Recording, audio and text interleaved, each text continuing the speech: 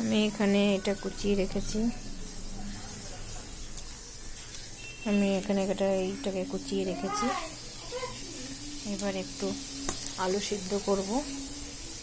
এখানে আলু কাটা আছে, এই আলু সিদ্ধটা করব।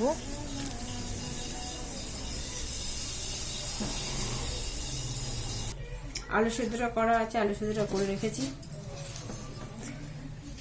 এবার তেল দিয়ে দেবো।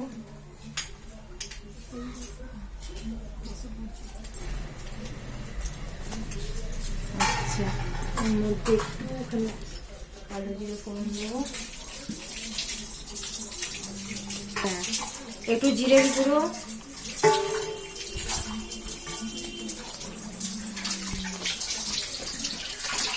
একটু ধনে গুঁড়ো,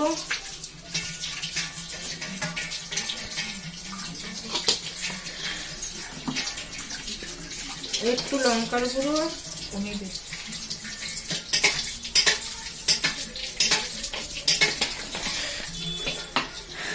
একটু হলুদ,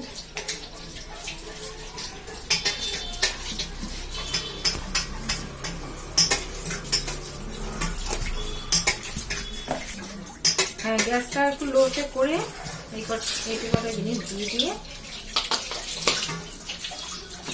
তারপর টমেটোটা একটু ছেড়ে দিতে হবে।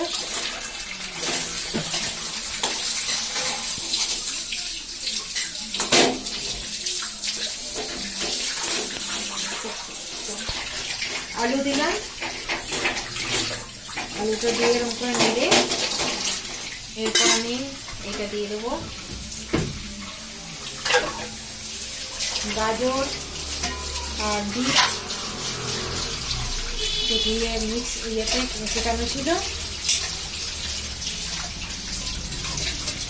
কুচি করে রাখা ছিল, এটা আমি দিয়ে দিলাম।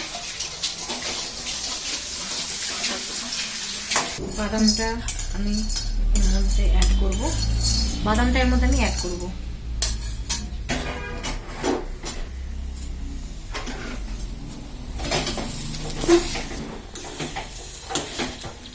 এইটা আমি এবার এর মধ্যে অ্যাড করে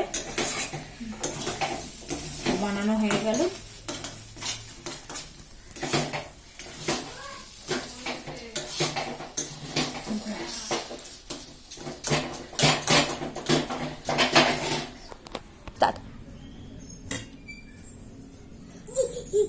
এইটা এরকম করে নিয়ে এটা আমি আমার হাতের মতন যে যেমন খাবেন সাইজ সেরকম সাইজ করে নেবেন। আমি এরকম সাইজটা করছি, এই সাইজটা করে নিয়ে এখানে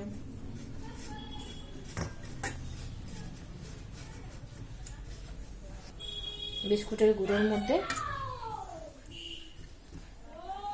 করে এইখানে রেখে দিই। এটা আমি এবার করে রেখেছি, এইবার আমি ভাজবো। যে করেছি এটা এইবার এদিকে দে। ঠিক আছে,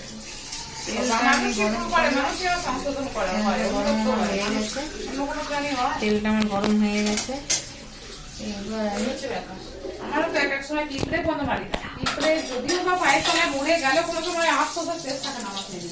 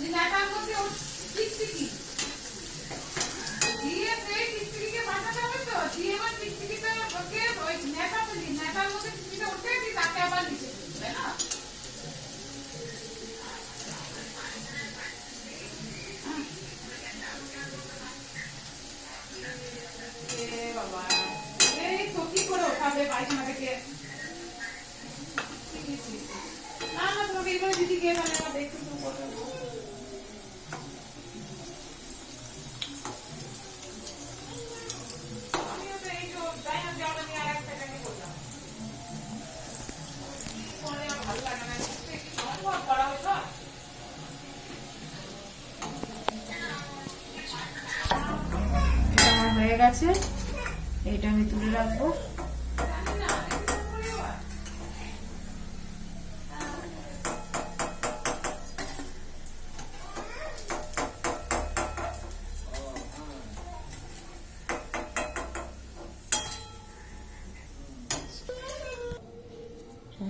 এই দেখুন কিরকম মুচমুচে, খুব সুন্দর সুস্বাদু দেখতে পাবেন, খেয়ে সুস্বাদু খাবেন, খুব টেস্টি টেস্টি হবে।